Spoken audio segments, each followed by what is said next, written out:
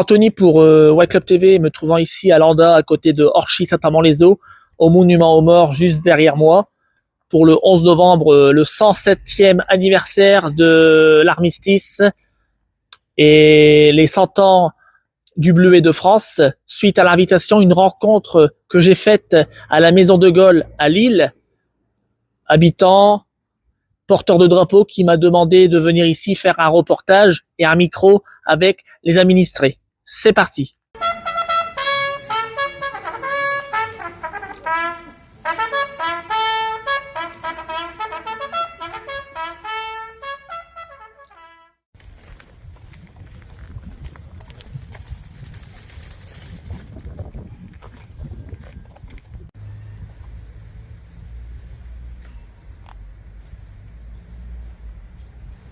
Le 11 novembre, la France écoute battre son cœur. Elle se recueille devant les noms de ceux qui ont donné leur vie pour que nous vivions libres et elle se rassemble pour commémorer la victoire et célébrer la paix. C'était il y a 107 ans. Au fracas des armes succédait le silence des plaines dévastées de Champagne, des vallées de la Meuse, des forêts d'Argonne. Ce silence portait le poids immense de ceux qui étaient morts durant 4 années dans les grandes batailles, couchés dessus le sol ou ensevelis sous la boue. 1 400 000 soldats tombés au champ d'honneur, autant de familles meurtries, 4 millions de blessés et de mutilés. Et parmi ceux apparemment indemnes, combien de nuits hantées par des terreurs sans fin. Chaque année, devant les monuments de nos communes, les générations se rejoignent.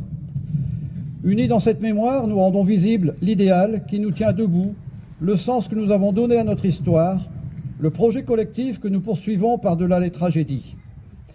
Construire un ordre tel que la liberté, la sécurité et la dignité de chacun y soient garantis. Selon les mots du général de Gaulle de 1941. Ce projet porte un nom, la République. La République a donné à chaque soldat mort pour la France, aussi anonyme soit-il, d'être honoré à la place la plus élevée, celle qu'occupe la tombe du soldat inconnu sous l'Arc de Triomphe. En lui s'incarne le sacrifice de tous les morts pour la France, d'hier et d'aujourd'hui, jusqu'à ceux qui, loin de chez eux, sont tombés en Indochine, en Algérie, dans les Balkans, en Afrique, en Afghanistan, au Levant. En lui se mêlent leurs visages venus de tous horizons, ceux des fusiliers marins bretons et des tirailleurs sénégalais, unis dans le même héroïsme à Dixmude. Ceux tombés à Verdun et sur les plages de Provence, ceux des francs-tireurs et partisans et des résistants du réseau Alliance, ceux de ces combattants venus d'Afrique, du Pacifique, des Amériques et d'Asie, qui reposent désormais dans le sol de France, sous les croissants, les étoiles ou les croix des carrés militaires. Ceux des incorporés de force alsaciens et mosellans, pris dans le drame intime de leur conscience, ceux qui croyaient au ciel et ceux qui n'y croyaient pas. Sur ce soldat de tout âge, de tous les âges et de toutes les origines, la flamme du souvenir ne s'est jamais éteinte. Il y a 100 ans, en 1925, était organisé aux Invalides le premier atelier de confection du Bleuet de France. Devenu le symbole de la solidarité avec le monde combattant, cette petite fleur qui poussait dans les tranchées témoigne de la force d'âme de la nation. Force d'âme qu'ont rappelé les commémorations du 80e anniversaire des débarquements, de la libération et de la victoire, dans une époque, la nôtre, où nous réapprenons que la guerre est possible. Assistant depuis Londres au péril qui pesait sur la survie même de la France, la philosophe Simone Veil offrait en 1942 une définition du patriotisme que chacun peut faire sienne. Le sentiment de tendresse poignante pour une chose belle, précieuse, fragile et périssable. Ce patriotisme demeure une nécessité vitale. Marc Bloch, l'homme des Lumières dans l'armée des ombres, en incarna l'exemple. Son entrée au Panthéon le 16 juin prochain, décidée par le président de la République, rappelle que l'esprit de défaite est toujours un poison mortel. La flamme qui l'animait fut une invincible espérance, l'espérance de ceux qui ont décidé d'être forts pour protéger ce qui est juste.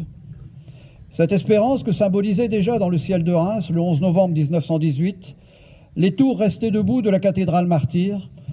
Le 8 juillet 1962, sous ses voûtes reconstruites, était scellée la réconciliation franco-allemande pour que l'Europe vive libre et en paix. Car là, toujours l'espérance de la France, fidèle au sacrifice de ses anciens, à ses valeurs et à ses promesses, consciente de sa vocation universelle au service de la paix. Vive la République, vive la France.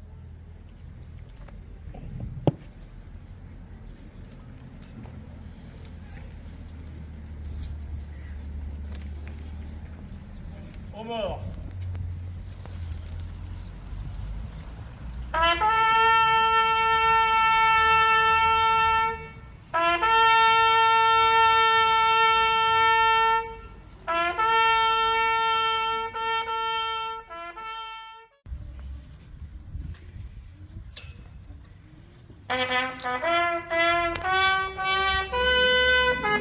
Montélimar est arrivé, nous de la tyrannie, l'étendard sanglant est levé, l'étendard sanglant est levé.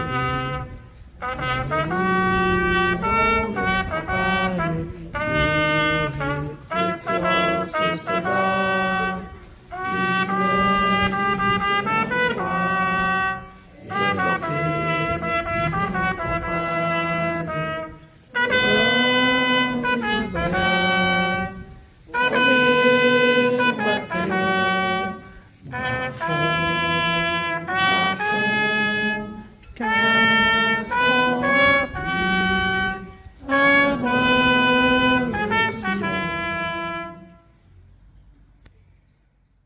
Bonjour, bienvenue sur White Club TV. Que représente le 11 novembre aujourd'hui pour vous?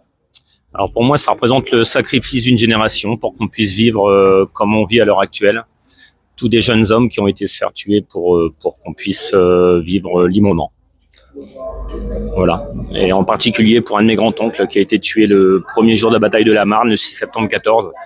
J'ai toujours en mémoire son image, bien que je l'ai pas connu. Et c'est pour ça qu'à chaque commémoration du 11 novembre, du 8 mai ou du 14 juillet, je suis présent au monument aux morts pour nos anciens. Merci. À la fin de la guerre 14-18, signature de l'armistice, et voilà, la fin du combat, quoi. Et c'est formidable, quoi. Il y a eu beaucoup de morts et on pense à eux, c'est pour ça qu'on est là aujourd'hui, le 11 novembre. Voilà, tout simplement. Merci. De rien. Bonjour, bienvenue sur White Club TV. Que représente le 11 novembre aujourd'hui pour vous? Le 11 novembre, c'est la mémoire de ceux qui sont morts pour la France. C'est le souvenir et ça doit se perpétuer. On doit transmettre ça aux jeunes générations. Et je pense que c'est un moment solennel que tout le monde partage. Voilà. Et je suis très heureuse d'y être ici. Très bien, merci à vous.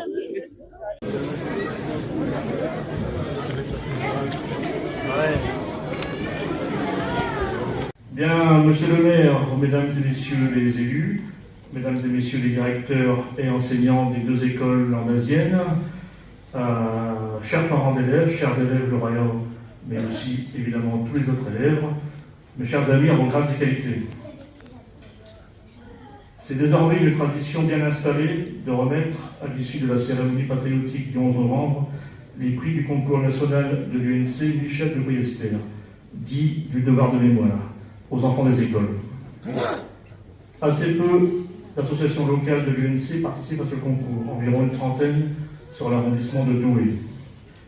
Mais à Landor, c'est devenu une habitude automnale qui, je le crois, est un repère dans le calendrier de nos enseignants et de leurs élèves pour faire vivre la mémoire de ceux qui ont combattu pour notre liberté. C'est à l'école qu'on doit transmettre les valeurs fondatrices de la République, rappelées dans notre devise liberté, égalité, fraternité.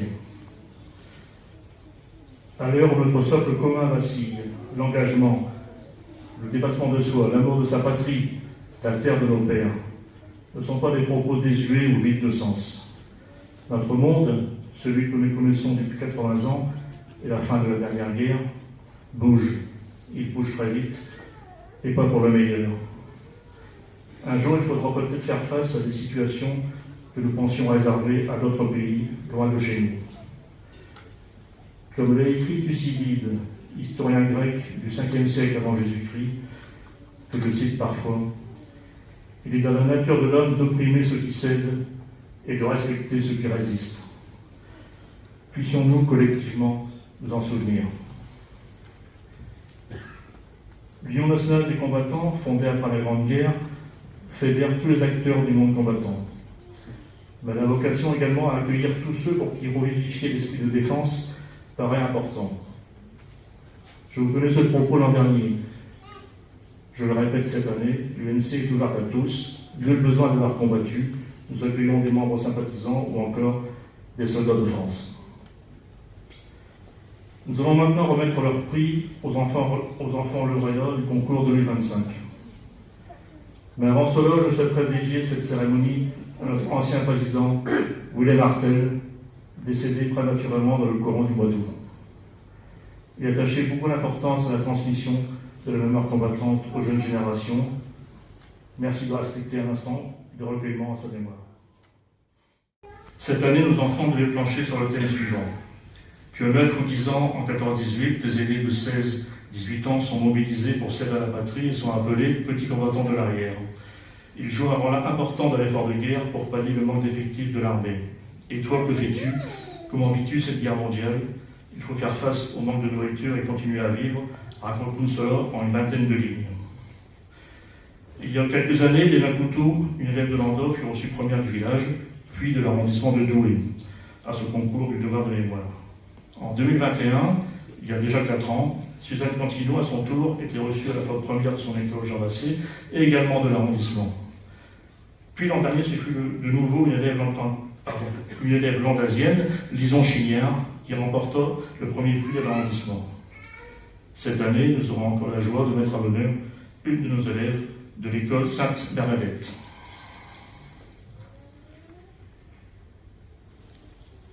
Comme nous le faisons chaque année, je vais appeler les enfants l'un après l'autre, un enfant de l'école Sainte-Bernadette et un enfant de l'école Jean Massé alternativement. Chacun lira son texte, puis recevra son prix des mains des membres du bureau de l'UNC. Enfin, la grande gagnante de cette année nous lira son texte en dernier. Nous allons donc commencer la cérémonie de remise des prix et j'appelle en premier Élise Duchâteau de l'école Sainte-Bernadette.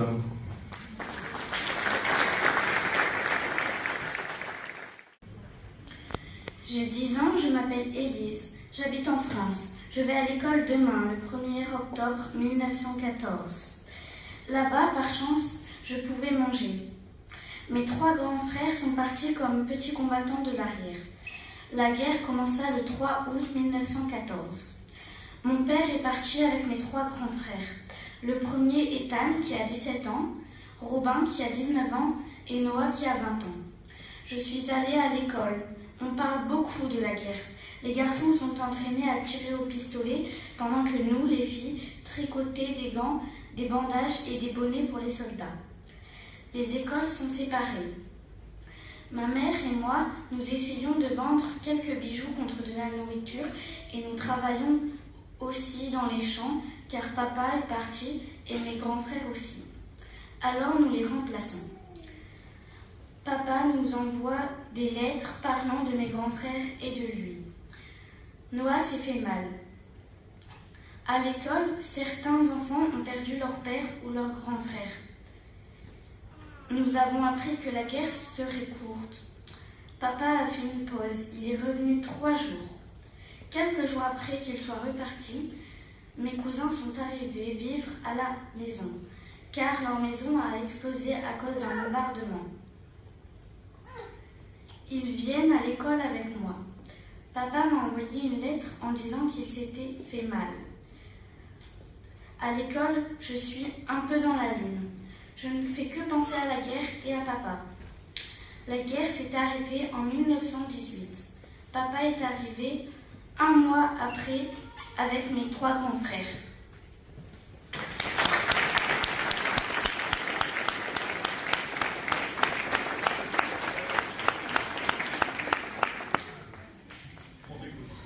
Nous sommes en 1914. Les Allemands nous ont déclaré la guerre, c'est la mobilisation générale. Je m'appelle Edgar, j'ai 10 ans, mon grand frère Arthur est parti faire la guerre, car lui a 17 ans. Il est encore jeune, mais il n'a pas eu le choix. Il a été obligé d'y aller. Je suis fière de lui, je m'inquiète, j'ai peur qu'ils ne reviennent pas. Cela me rend triste. Je ne sais pas comment cela se passe dans les tranchées. Mon frère a-t-il assez à manger? Avec qui vit-il? Est-il bien installé? J'ai peur qu'il tombe malade à cause de la boue et des rats. A-t-il des armes pour se défendre? Toutes ces questions me bouleversent. Papa aussi est à la guerre. Il ne reste plus que nous trois à la maison, ma soeur, maman et moi. Je suis devenu l'homme de la maison alors que je préférais jouer. J'essaie d'aider maman pour que nous ayons toujours quelque chose dans nos assiettes. Je vais fouiller les maisons qui ont été détruites par les bombes pour trouver des restes de nourriture. Ce n'est pas du vol, je n'ai pas le choix pour survivre. J'aide maman à cultiver des légumes et des pommes de terre pour pouvoir les manger et partager avec ceux qui ont faim. C'est important pour moi d'aider les autres. Certains, comme les personnes âgées, n'ont pas d'enfants pour les aider. Ma sœur aussi aide à sa manière en allant à l'hôpital de la ville d'à côté. Elle raccommode des vêtements. Je suis content que mes amis viennent à l'école quand il n'y a pas d'alerte. À cause des obus, je retrouve alors ma vie d'enfant. J'espère que cette guerre ne va pas durer longtemps.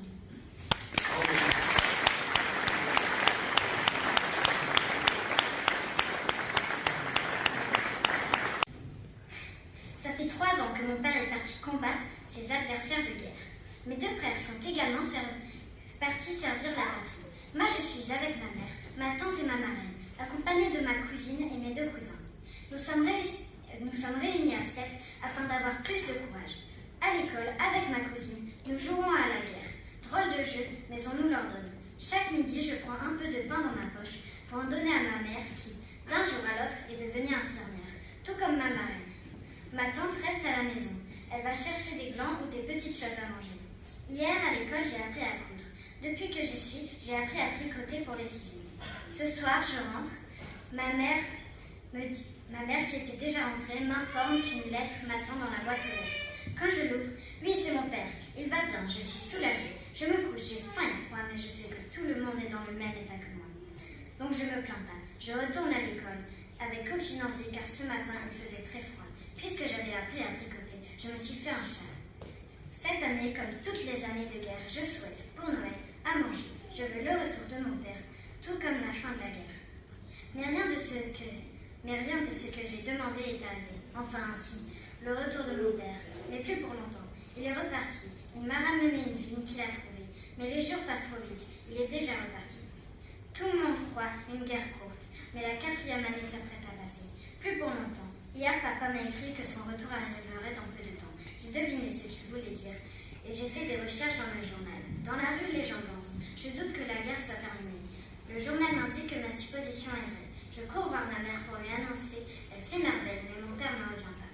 Nous attendons mon père autant que mes frères. Mon père est revenu, c'est la fête à la maison. Ça fait 3 mois que nous attendons son retour. Le revoilà enfin. Le magasin réouvre car c'est beaucoup mieux de vivre vraiment au lieu de vivre Karachi. Car revoilà le temps de la famille complète, tous blottis sous la couette dans de beaux draps tout secs.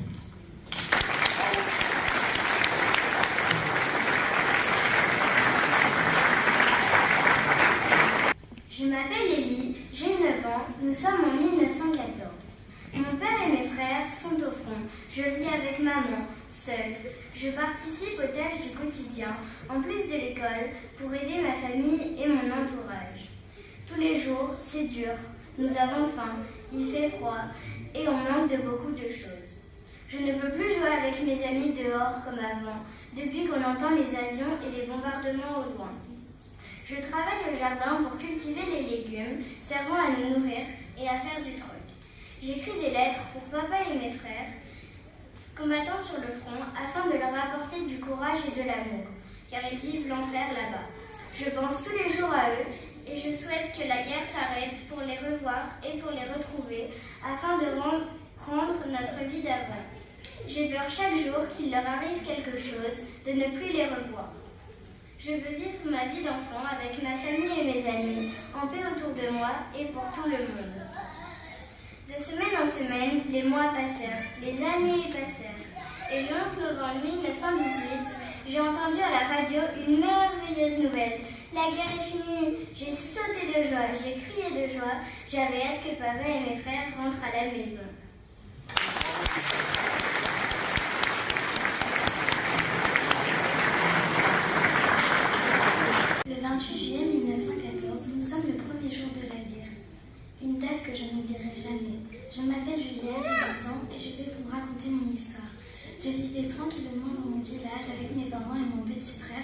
Ce matin-là, mes parents avaient l'air soucieux. Le 1er octobre, mon père est parti à la guerre. Sur la route, on croisait beaucoup de véhicules militaires. Heureusement, à l'école, on continuait à apprendre et à s'amuser. À la récréation, en jouant à la marelle et aux osselets, et on pensait à autre chose. La nuit, j'avais peur qu'une bombe tombe sur la maison, car je voyais autour de moi des maisons détruites. Chaque jour, j'attendais une lettre de mon père. Quand les alertes retentissaient, on se réfugiait dans les caves. À la maison, j'aidais beaucoup maman à cultiver le potager et elle m'occupait des poules, car nous manquions de nourriture. Puis le 11 novembre 1918, enfin la bonne nouvelle, la guerre est terminée. Nous étions fous de joie. Bien sûr, il y a eu beaucoup de morts et d'enfants sont devenus orphelins. Des pupilles de la nation, comme on les appelle. Tous les pays étaient à reconstruire, mais nous étions libres.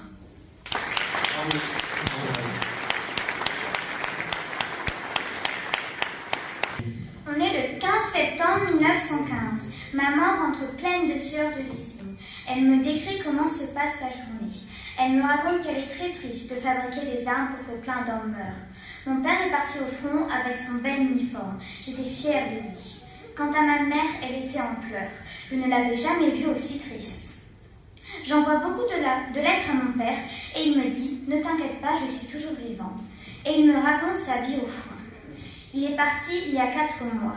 Mon frère Hubert est mobilisé pour servir la patrie en tant que petit combattant de l'arrière. Il travaille dans les champs. Il a eu beaucoup de travail car c'était la moisson. Il a 18 ans.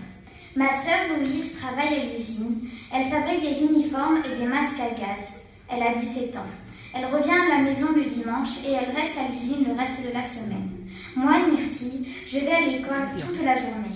Le matin, on fait des leçons et l'après-midi, on tricote. J'ai déjà tricoté des gants, des écharpes et des bonnets.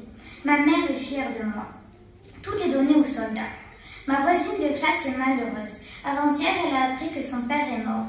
À la récréation, on joue à la corde, à sauter, celle fabriquée par mon grand-père. Il me l'a offert pour mon anniversaire avec 3 bonnes patates. Dans ma classe, celles qui ont perdu leur père ou leur frère insultent les Allemands, les traitent de boches et d'autres injures. Mes copines m'expliquent qu'elles aimeraient bien servir la patrie en allant au front. Le soir, pour manger, nous allons à la ferme, mais les fermiers n'ont plus de blé, car tout a été réquisitionné pour les soldats partis au front. J'ai souvent faim. Bravo,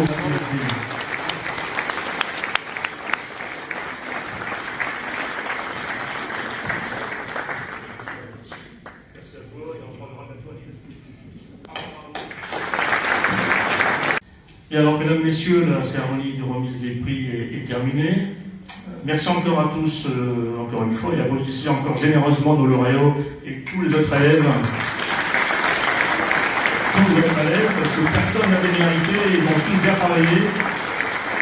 Et bien sûr, applaudissez aussi les enseignants, sans qui rien ne sera possible. Merci aux enseignants.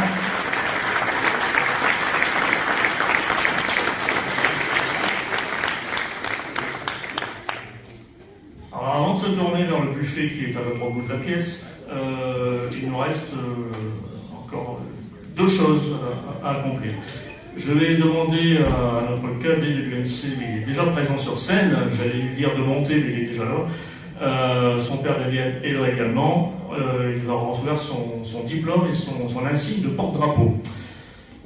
Être porte-drapeau, avoir l'honneur de porter notre emblème national, ce n'est pas une mission anodine. La valeur n'attend point le nombre des années, craignait Pierre Corneille. Et cela fait déjà 3 ans que Sophonie porte un drapeau à toutes nos cérémonies commémoratives. Qu'il pleuve, qu'il neige, qu'il vente, les porte-drapeaux sont présents pour rehausser nos cérémonies et témoigner du respect de la nation à ceux qui ont donné leur vie pour elle. Il faut donc encourager vigoureusement les jeunes qui s'engagent dans cette belle fonction et nous laisser ainsi espérer un avenir à notre monde associatif combattant un peu vieillissant. Nous allons remettre son prix, son diplôme à Sophonie, avec monsieur le maire. Les aléas du direct, nous disait Guilux. Donc le diplôme de porte-drapeau, Sophonie, voilà.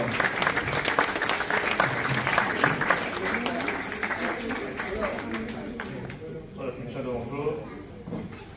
Un petit bleuet aura donc une résonance particulière cette année, car après-demain, nous commémorerons les 10 ans des attentats parisiens du Bataclan, du Stade de France et des terrasses de café. 130 morts et près de 500 blessés. N'oublions jamais. La parole est à Monsieur le maire. Merci Président. Alors félicitations, c'est moi qui vous le dis ici maintenant. Félicitations les enfants pour tout le travail que vous avez réalisé. Merci aux grands enseignants, surtout de prendre du temps. Pour la mémoire de chacun. La pensée à nos soldats que nous aurons défendus et puis qui sont allés au front donc, durant ces deux guerres en fait.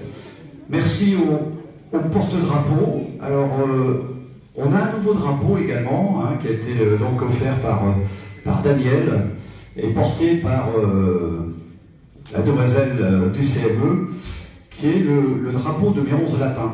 Voilà, donc avec l'accord bien sûr de la fédération, ce drapeau a été réalisé en l'honneur donc de Sabine et de Mironze Latin.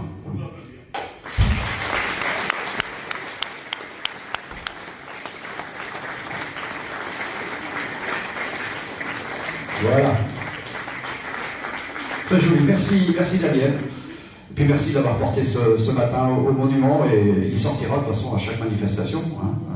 Voilà. Merci Président, à toute l'équipe également pour ce devoir de mémoire qui perdure. Vous avez pris la suite de Monsieur William Martel, et vous faites ça très très bien. Et puis et que ça dure, que ça continue comme ça. Alors moi je vais vous inviter maintenant à prendre ce pot d'honneur, ce pot d'amitié. Photo avec les 6 personnes, les 6 jeunes là, qui ont eu le diplôme, si on peut, et les enseignants, bien sûr.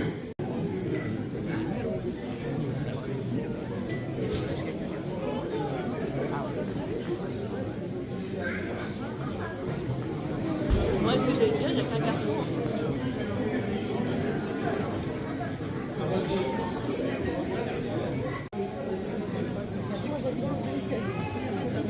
C'est là que je vais demander à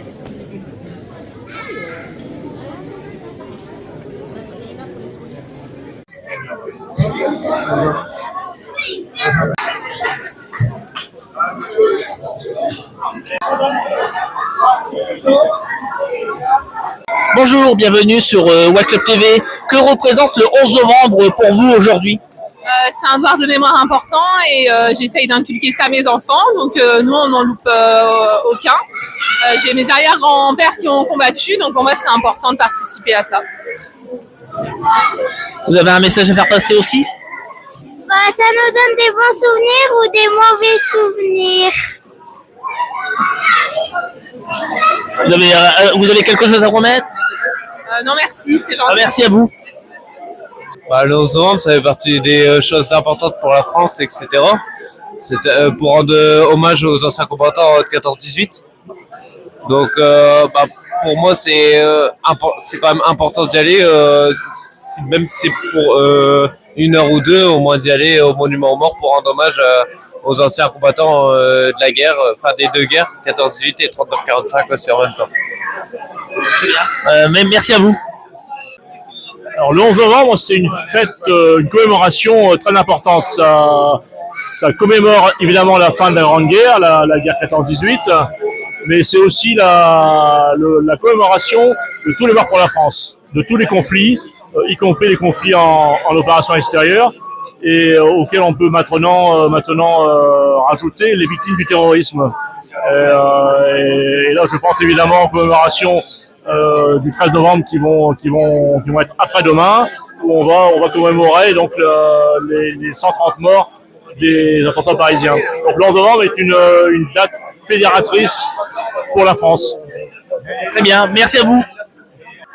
Pour moi, c'est des valeurs qui sont très importantes qu'il faut inculquer à nos enfants parce qu'en fait, c'est un devoir de mémoire. Si c'est pour plus que ça se reproduise, il faut leur montrer ce qui s'est passé précédemment et au vu de l'actualité, il faut continuer à promouvoir ce devoir. Et j'inculque des valeurs qui sont essentielles à mes enfants et en l'occurrence, l'année dernière, elle a gagné le concours, donc ça fait vraiment plaisir. Vous avez un message à faire passer également? Oui, faut pas oublier toute l'histoire, tout ce qui s'est passé parce que ça a été quand même important dans l'histoire. Ça a marqué quand même un peu l'histoire et faut pas oublier pour pas que ça se recommence. Très bien, merci à vous. Pour moi, c'est une fin de guerre 14-18. Ma maman a perdu ses 2 frères. Hein. Ils sont même inscrits à l'église d'Orchy. Vous rentrez à l'entrée, il y a le monument, il y a son nom, Emmanuel Pluc et Augustin Pluc dans les civils. Voilà. J'ai pas connu mes grands-parents, mais ils ont eu beaucoup de chagrin. Et ma maman, c'était une grande résistante de 39-40. Voilà.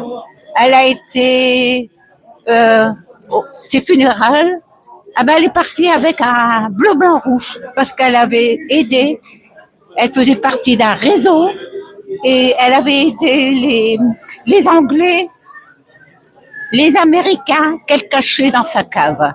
Voilà. Et donc, moi, je suis assez pour tout ça.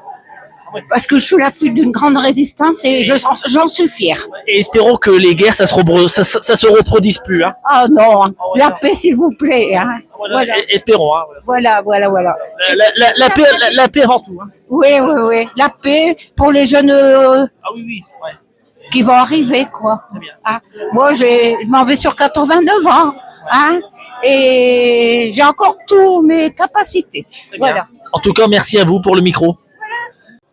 Le 11 novembre, c'est toujours une date pour la mémoire à la pensée de nos soldats, de nos compatriotes là qui sont morts pour notre liberté en fait. Et donc on se doit aujourd'hui et tous les 11 novembre d'ailleurs de relater cette mémoire et de penser, d'avoir une grande pensée pour eux surtout. Bonjour, bienvenue sur Watt Club TV. Que représente le 11 novembre pour vous aujourd'hui? Une cérémonie commémorative de tous les anciens qui se sont battus pour nous. Et nous, les jeunes, on continue, mais maintenant, il n'y aura plus rien parce qu'il n'y a plus de soldats de France, il n'y aura plus rien. C'est les sociétés qui vont disparaître. Non, mais c'est vrai.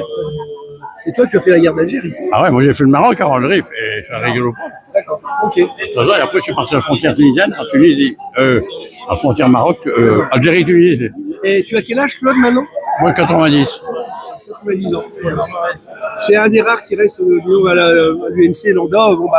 On a très peu d'anciens d'Algérie, hein, parce que voilà, ils disparaissent malheureusement, vu leur âge. Les sociétés 14-18, il n'y en a plus. En 45, il n'y en a plus. Et un jour ou l'autre, nos sociétés vont disparaître aussi. Et c'est pour ça qu'il faut faire perdurer, et c'est pour ça qu'on s'engage dans une association comme l'UNC, qui c'est vachement important, et pour le devoir de mémoire, surtout, c'est important aussi. Le devoir de mémoire, les enfants, ils nous font aujourd'hui, c'était formidable, hein. Ils ont fait la relève est assurée, en espérant de la mémoire de nos voilà, et en espérant qu'on n'ait pas besoin plus tard de partir au combat, parce que c'est, voilà. Et comme j'ai dit tout à l'heure, espérons que ça se reproduise plus, les guerres. Voilà, tout à fait. Quand j'ai dit qu'on a fait la guerre Maroc-Algérie, j'ai dit après, je suis rentré, il n'y aura plus de guerre maintenant, regarde ça, tout partout. Après, tout le monde se met dans tout, et les morts et les gosses, non mais on vit un monde. Ouais, c'est un monde, voilà. C'est pas la, voilà. On est dans un monde de fous, voilà. Alors, merci à vous pour Watt Club TV. Eh ben, merci vous-même. C'était Anthony pour Watt Club TV, ici à Landa pour le 11 novembre, 107e anniversaire de l'armistice et les 100 ans du bleu et de France. Je vous dis pas adieu, mais à bientôt sur Watt Club TV.